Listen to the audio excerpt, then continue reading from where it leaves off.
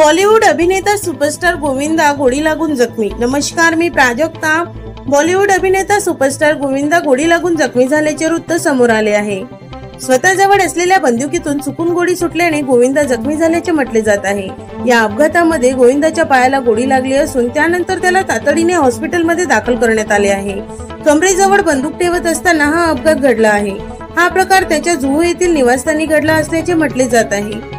दरम्यान गोविंदावर शस्त्रक्रिया करून त्याच्या पायातून गोळी बाहेर काढण्यात आली असून त्याची प्रकृती धोक्याबाहेर असल्याचे समजते। त्याच्या जीवाला आता कोणत्याही प्रकारचा धोका नाही। मिळालेल्या माहितीनुसार सुपरस्टार गोविंदाच्या डाव्या पायाला गोळी लागली आहे। गोळीबाराचा आवाज येताच घरामध्ये उपस्थित असलेले कामगार लोकांनी त्याला तातडीने हॉस्पिटलमध्ये दाखल केले।